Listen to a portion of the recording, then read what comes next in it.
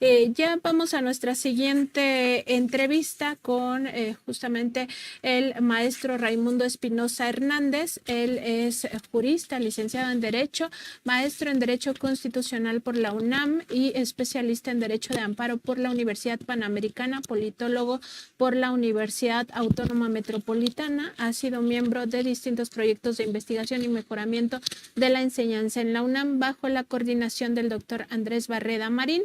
Es docente actualmente en las facultades de Economía y Derecho de la UNAM y candidato a ministro de la Suprema Corte de Justicia de la Nación, y nos da mucho gusto que nos visite aquí el maestro Raimundo Espinosa en el programa de Contralínea. Bienvenido. El gusto es mío, Nancy, un honor estar con ustedes aquí en Contralínea.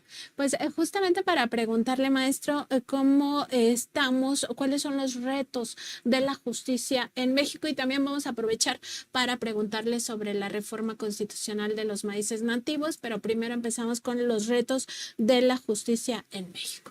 Bueno, mira, en mi área de expertise, donde he tenido oportunidad de desarrollarme como litigante, pues ha sido siempre en los temas de derechos colectivos, derechos económicos, sociales, culturales, ambientales.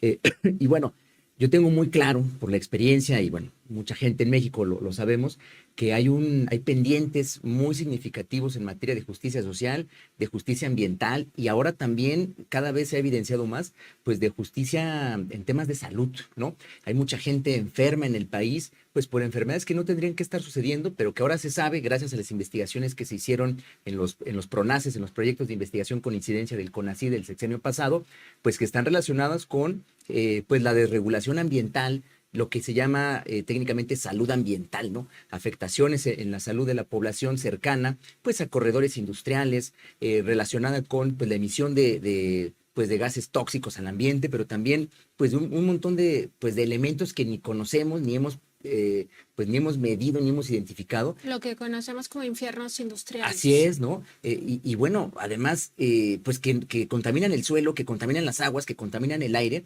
y que no hemos atendido de la manera debida todavía, ¿no? Entonces me parece que ese es un pendiente bien importante, son temas que deberían llegar a la Suprema Corte de Justicia, junto con, por supuesto, algo que está más documentado, pues que son afectaciones ambientales derivadas pues de 40 años de neoliberalismo y de desregulación ambiental, ¿no? Y claro, la justicia social, que me parece a mí, pues ha sido el foco muy importante que se ha atendido con los gobiernos de la Cuarta Transformación. Justicia social, cuando hablamos de justicia social, pareciera que este término está muy alejado justamente de la justicia formal, es decir, del Poder Judicial de la Federación, y sobre todo porque mucho de lo que ocurrió en el sistema neoliberal fue también permeando en el Poder Judicial de la Federación, y siempre se juzgaba a favor de las corporaciones. ¿Qué debería cambiar en ese sentido? Pues mira, ya lo ha dicho muy bien, ¿no? La ministra Batres en diferentes momentos. La mayor parte de los asuntos que se conocen en la Corte, pues son asuntos relacionados con grandes empresas. No porque se les juzgue por violar derechos laborales o por dañar la naturaleza, contaminar ríos, no es eso, sino que más bien los asuntos que conocen en su mayoría sí son de grandes empresas, pero porque no quieren pagar impuestos, ¿no?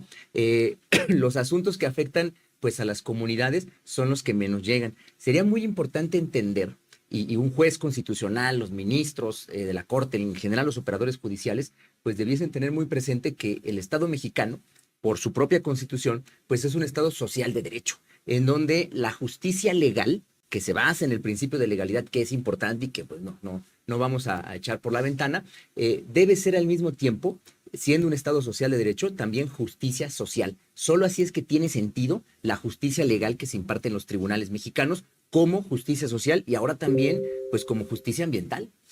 Justo sobre lo que mencionaba, maestro, en torno al pago de impuestos, estos casos que sí llegan a la Suprema Corte de Justicia de la Nación, que llegan también por juicios de amparo, etcétera, ahí también hay una justicia social, o sea, siempre deben de ver por el pueblo de México, y el pueblo de México lo que implica es tener pues el recurso, ¿no? Así es.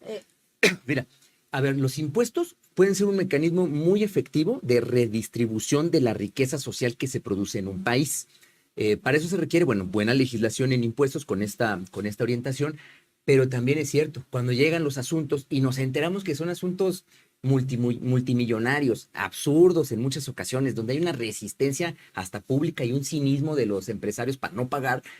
Bueno, a ver, cuando los jueces se pronuncian a favor de estos empresarios para que no paguen, pues realmente están dándole al traste, están yendo en contra de este espíritu del constitucionalismo social mexicano, que pues una de sus fines principales pues es la redistribución de la riqueza en la cual todos participamos, no solo los empresarios. Y justo sobre esto de la distribución de la riqueza, ¿qué tanto has visto que impactan los programas sociales? Ayer veíamos un informe del Banco Mundial donde no quieren aceptar que es el sexenio de López Obrador cuando muchos millones de mexicanos salen de la pobreza o superan esta situación de pobreza extrema. ¿Cómo ves el tema justamente de esta distribución de la riqueza por la vía de derechos constitucionales? Mira, súper importante. La acción que lleva a cabo el gobierno del presidente López Obrador de generar políticas públicas donde hay mayor inversión de gasto social y pues estos programas de apoyo social con las becas, las pensiones, incluso el programa de jóvenes construyendo el futuro, que afortunadamente pues también ya está en la Constitución, pues son muy positivos en un país pues que habíamos sido lacerados, ¿no? Donde se producía riqueza, pobreza todos los días frente a una gran producción de riqueza que se apropiaba de manera privada. Y en además, muy poquitas manos. Unas brechas de desigualdad gigantescas. Entonces, esta acción de política pública, de transformar políticas públicas del presidente fue muy importante. Ahora, el siguiente paso, pues era, y también en una lógica de progresividad de derechos humanos, pues el siguiente paso era llevarlos a la Constitución. Eso era lo mínimo que se podía hacer y a mí me parece muy afortunado que esté sucediendo así. De alguna u otra manera, más tarde que temprano, se tendrá que reconocer, tanto pues en las organizaciones que llevan a cabo estas evaluaciones de políticas públicas en México como internacionales, pues tendrán que reconocer el cambio y los beneficios pues efectivos que han venido sucediendo estos años, ¿no? Pero también para eso se necesita el pulso del pueblo, ¿no? O sea, tener como este trabajo en comunidad, etcétera. Claro, mira, a ver, yo creo que, por ejemplo, con el presidente López Obrador, indudablemente, ¿no? La convocatoria popular era impresionante. Bueno, pues la presidenta Sheinbaum no se ha quedado detrás. El llamado, la convocatoria del fin de semana pasado, el domingo, pues a mí me parece que muestra esa fortaleza, esa unidad hacia adentro, que era importante dar el mensaje, pero además también, pues muestra que el gobierno y el pueblo son uno, ¿no? Y van juntos, pues a enfrentarse a las diversas adversidades, tanto las contradicciones internas que aún tenemos que atender, como pues ahora también pues estas decisiones unilaterales y vaivenes de la política pues del segundo mandato del presidente Trump en Estados Unidos, ¿no?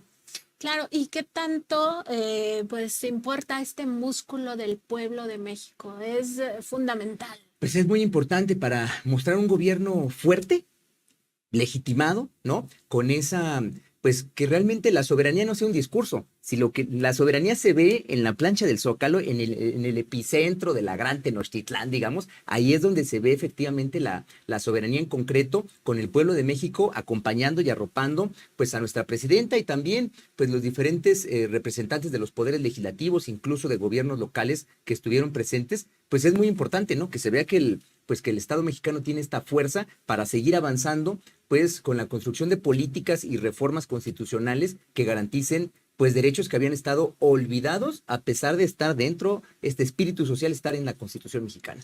¿Y cómo ves justamente la oportunidad? Te lo voy a poner así, tú me dices hasta dónde me puedes contestar, la oportunidad de democratizar al Poder Judicial de la Federación, entendiendo pues que vamos a un proceso próximo y que es una oportunidad sobre todo justo para el pueblo de México. A ver, mira, yo creo que es importante que todos tengamos claro que el Poder Judicial es un poder público. A veces eso como que se nos fue, ¿no? del mapa. Se nos olvida. Se nos olvida, pero por la manera en la que se ha ido, en la manera en la que se construyó y la manera en la que las personas que han estado ahí, que estuvieron ahí durante décadas, con familiares y redes de poder, pues se apropiaron privadamente de un poder que es público. Yo creo que eso es bien importante. La democratización, el que se puedan ahora elegir, estemos en condiciones de elegir por voto directo y popular a los operadores judiciales de los distintos niveles, incluidos ministros, pues es un paso hacia adelante en la reapropiación social de espacios e instituciones que de por sí son públicos, pero que habían venido actuando como por fuera del Estado y como si fuesen privados o patrimonializados por intereses pues que todavía no alcanzamos a entender hasta dónde llegaron, ¿no? Entonces yo creo que es un paso bien importante que se va a consolidar, pues ahora que suceda esta renovación, pues con cambios de criterios, cambios en los métodos de interpretación, en la técnica incluso jurídica va a haber cambios. Eso es lo que estamos esperando todos y cambios pues en los sentidos de los fallos, ¿no? Precisamente para que casos como este, donde grandes empresarios no quieren pagar los impuestos, ese no sea el debate, sino el debate sea más bien cómo la Corte con sus resoluciones impulsan también la redistribución de la riqueza.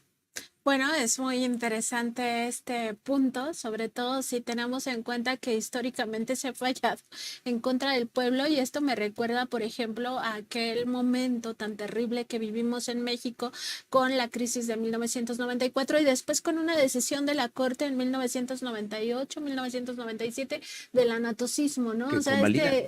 exacto, este cobro de interés sobre interés a favor de quienes habían hecho ese fraude a la nación. Fíjate, ¿no? Muchas veces no nos hemos detenido a pensar, o sea, a mí me tocó estudiar mucho el tema de los tratados de libre comercio y su impacto en la reconfiguración del Estado mexicano y la violación estructural de derechos humanos, pero muchas veces no nos fijamos qué papel tuvo la Corte. Parece como que la Corte se mantuvo abstraída de eso, se mantuvo apartada, neutral. No es cierto. La Corte convalidó las contrarreformas contrarias a la Constitución mexicana que impulsaron los gobiernos neoliberales. Las convalidó. Y también cuando tuvo oportunidad teniendo oportunidad de actuar para invalidarlas, fue omisa. Eso es lo que no puede volver a pasar. Se requiere una Corte pues con un compromiso efectivo con la justicia social, la justicia ambiental, que sí garantice la Constitución y no se preste a estas manipulaciones de coyuntura para favorecer intereses distintos al interés público nacional. Y convalidó, no sé cómo lo vea maestro, pero convalidó también la pérdida de soberanía en áreas estratégicas.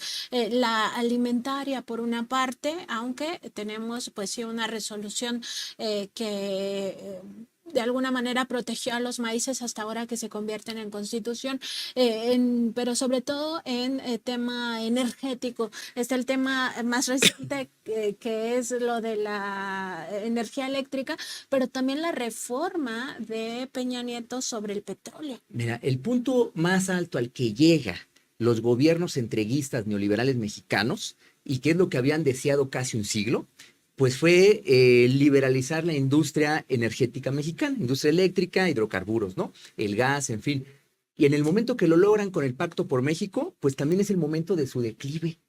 Y han perdido, desde entonces han perdido todo, seguirán perdiendo y seguramente no van a volver, porque fue claro para el pueblo de México que tiene memoria, ¿no? Lo que estaba sucediendo, lo estaban sacrificando y estaban entregando, pues, elementos que han sido fundamentales para el desarrollo que ha podido tener el país en el siglo XX, pues fue gracias a la expropiación petrolera, que hay que recordar, tiene que ver, está vinculada con un fallo importantísimo de principio de la década de los 30 de la Suprema Corte de Justicia a favor de trabajadores del sector petrolero, que las empresas británicas no les querían reconocer derechos. De ahí viene después el decreto expropiatorio. Quiere decir que la Suprema Corte de Justicia y los jueces pues también pueden comprometerse con el interés público nacional y la justicia social, como lo han hecho en la historia de México en episodios contados, pero ha sucedido. Eso no pasó cuando viene el Pacto por México y avientan todas estas contrarreformas, incluida la energética. ¿Qué hizo la Suprema Corte de Justicia? Nada, las convalidó. Y cuando viene una contrapropuesta, ya con gobiernos de izquierda, pues ¿qué hace? Pues la invalida. ¿Por qué? Porque hay que garantizar derechos fundamentales, derechos humanos, pero de las empresas, el derecho a la competencia. ¿Pero cómo Por van encima, a tener derechos humanos las empresas? Por encima de la soberanía nacional, por encima de los derechos laborales, por encima de los derechos territoriales de comunidades indígenas agrarias, pues se impuso la Suprema Corte de Justicia el derecho humano fundamental de las empresas, ni siquiera nacionales, transnacionales, pues para poder seguir extrayendo y explotando los recursos, porque eso es lo que mandata el principio de competencia como derecho humano. No puede ser. Eso fue lo que pasó. Pero estamos hablando de personas morales, no personas físicas. Así es, en donde además, bueno, pues una cosa son los intereses comerciales, patrimoniales, que bueno, pues ellos tendrán también, pues tienen derecho también a defenderlos. Pero otra cosa distinta y de un nivel distinto, pues es el interés público nacional, la soberanía nacional y derechos fundamentales de la población que son distintos a los comerciales y patrimoniales que pueden tener las empresas. Esas distinciones que se enseñan en la escuela de derecho, resulta que en la práctica pues no tienen mayor sentido porque los tribunales deciden pues según las presiones y según pues también acuerdos de poder que se llevan a cabo sin que nosotros sepamos y que los llevan a convalidar pues decisiones pues completamente absurdas cuando uno tiene una visión nacionalista, ¿no? Y la pretensión de defender un proyecto de nación, pues independiente.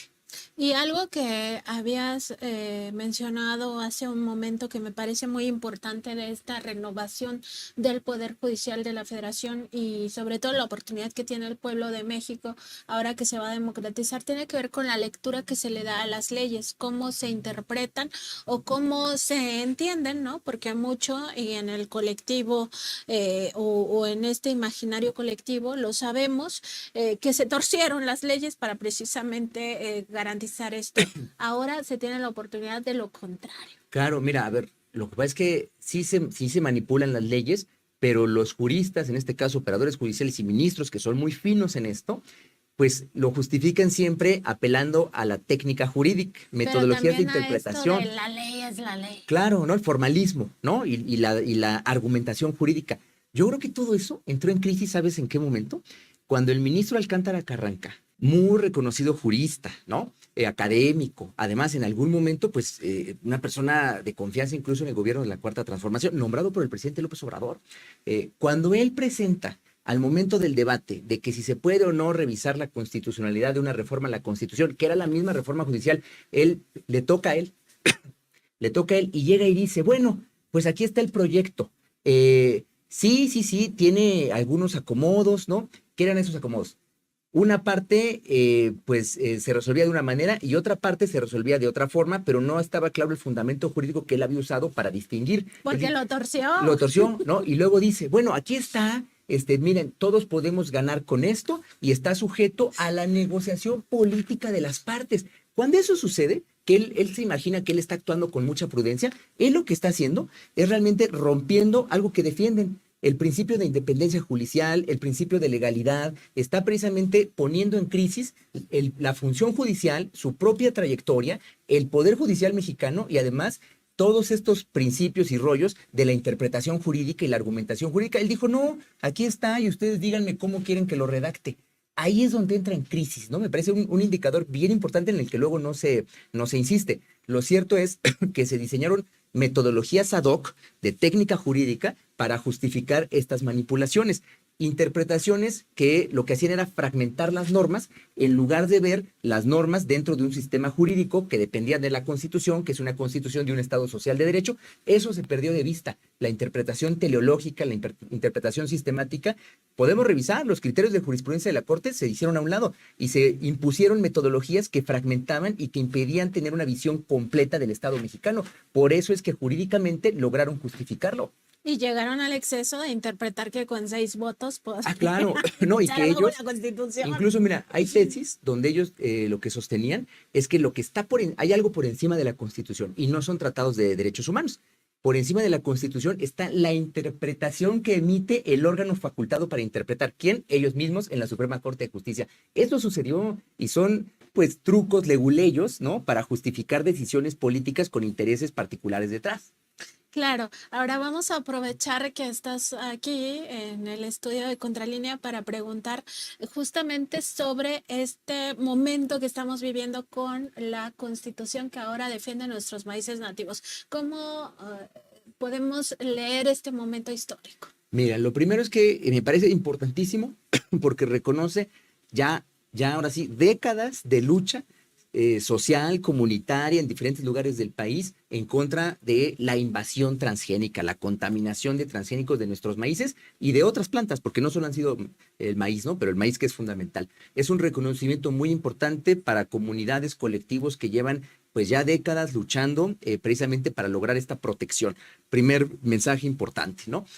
Segundo mensaje, bueno, frente al fallo del TEMEC, ¿no? En donde pues los expertos que fueron convocados para participar llegaron incluso a decir que, bueno, la medida tomada por México en los decretos del presidente López Obrador era una medida fitosanitaria que no estaba justificada en el marco jurídico que establece el TEMEC y que pues México estaba violentando el libre comercio, ¿no? Que está en el TEMEC patente.